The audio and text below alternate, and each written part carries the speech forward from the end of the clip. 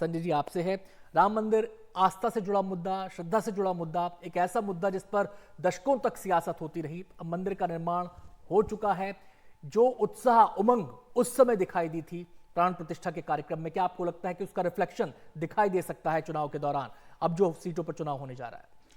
Reflection तो जरूर दिखाई देगा, क्योंकि ये मंशा काफी दिन से थी, ये एक आस्था का विषय था।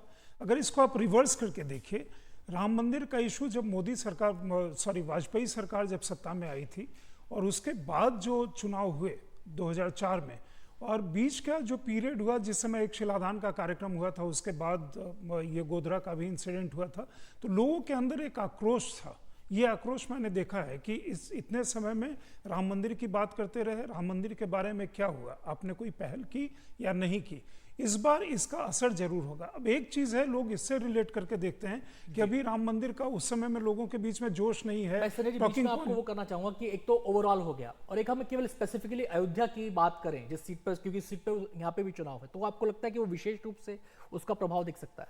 देखिए, एक तो इस चरण में जो भी सीटें जा रही हैं चुनाव में, एक कांग्रेस को रायबरेली छोड़ करके बाकी सारी की सारी सीटें बीजेपी की थी, तो इसलिए इसका प्रभाव, मतलब प्रभाव या न प्रभाव, अदरवाइज भी बीजेपी को ये सीटों पे एक सिटिंग एडवांटेज है जिसको उन्हें डिफेंड करना है, मतलब अगर चैलेंजर मजबूत हो तो। लेकिन मैं ये मानता हूं कि निश्चित रूप से उसका इम्पैक्ट है, क्योंकि वो लोग उसको इंटरनलाइज कर चुके हैं। बहुत सारे लोग को वो सतह पे नहीं दिखता। अब जैसे शादी का उत्साह है या कोई मंगल कार्यक्रम का घर में उत्साह है, तो उसका लिंगरिंग इफेक्ट रहता है, भले ही आपको सामने प्रत्यक्ष रूप से उस तरह से नहीं दिख रहा हो। चलिए, हम बात कर रहे हैं कि राम मंदिर का मुद्दा किस तरीके से असर डाल सकता है इस चरण में, खासकर क्योंकि यहां पर अयोध्या में भी चुनाव होना है, उसके आसपास की सीटों पर भी चुनाव होना है। 2.5 घंटे की दूरी है, करीब 2.5 घंटे की दूरी रायबरेली सीट की, और इस बार रायबरेली सीट पर राहुल गांधी किस्मत आजमा रहे हैं, वो ताल ठोक रहे हैं।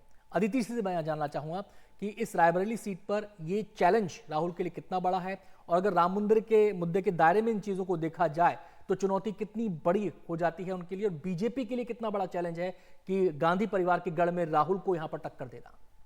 देखिए, पहली बात तो राम मंदिर का जो पूरा बिल्डिंग बनी और प्राण प्रतिष्ठा का कार्यक्रम हुआ, उससे मुझे नहीं लगता कि कोई भाजपा में एडिशनल वोट आने वाला है जी।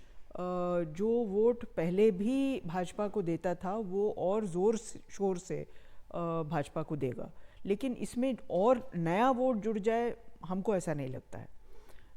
तो जो एस्टैब्लिश्ड भाजपा का वोट है वो रायबरेली में भी पड़ेगा और जगह भी पड़ेगा, और फैजाबाद में भी पड़ेगा।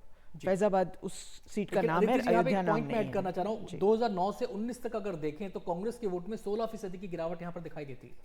हो सकता है, और हो सकता है कि वो 16% 20% हो जाए, 25% हो जाए, कह नहीं सकते।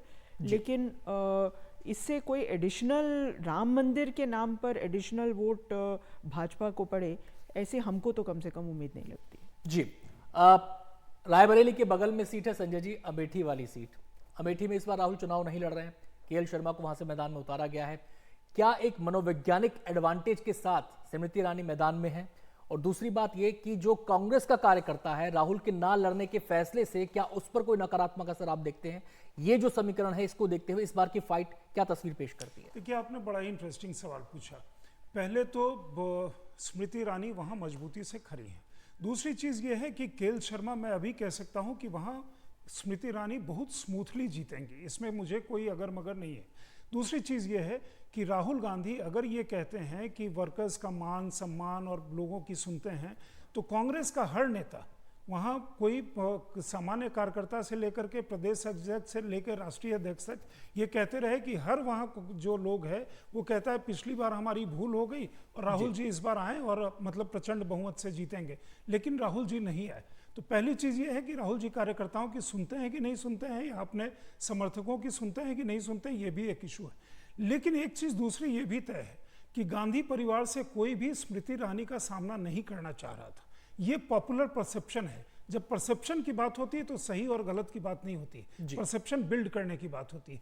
तीसरी बात यह है कि केएल शर्मा के बारे में जितने लोग, जितना भी इंथुजियाज्म आपको दिखे, केएल शर्मा के बारे में कांग्रेसियों के भी जो वहाँ पे लोग हैं, जितना पहले मैंने चुनाव कवर किया है, उनका एक काफी लोगों को खुशी नहीं है उनसे, क्योंकि वो एक मतलब दरवाजे पे खड़े होते थे मिलने। मतलब आप ये कह रहे हैं कि राहुल को तो रिप्लेस नहीं कर पाएंगे वो। चलिए मैं अदिति जी का यहाँ पर आरोप करना चाहूंगा। अदिति जी, अब सवाल ये है कि लखनऊ की भी सीट है, कैसरगंज की भी है, उस पर भी बात करेंगे, लेकिन पहले लखनऊ पे राजनाथ सिंह जी हैट्रिक लगाने जा रहे हैं क्या? आपको क्या लगता है इस बार की तस्वीर देखकर? मुझे नहीं लगता कि कोई भी दिक्कत होगी राजनाथ जी को। हम लखनऊ गए थे और वहाँ पर काफ़ी घूमे। मोदी जी की छवि तो है वहाँ पर, लेकिन राजनाथ जी ने अपनी छवि एक कार्व कर ली है वहाँ, और हमको नहीं लगता कि उनको कोई परेशानी होनी चाहिए। जी संजय जी, बहुत संक्षेप में कैसरगंज पर, और कैसरगंज में कितनी बड़ी चुनौती, बहुत संक्षेप में 30 सेकंड के अंदर। देखिए, कैसरगंज मुझे लगता है कि चुनौती नहीं होगी, क्योंकि ब्रजभूषण शरण सिंह का उस इलाके में काफी अच्छा प्रभाव है, उनके बेटे वहां चुनाव लड़ रहे हैं। बाकी बच गया जो प्रतिद्वंदी हैं, वो केस और बाकी चीजों की बात करेंगे, वो स्वयं नहीं है, वो मतलब अपना दर्द जाहिर करते हैं जिनको जैसे लेना है, लेकिन मुझे नहीं लगता कि वहां कोई मुश्किल होगी।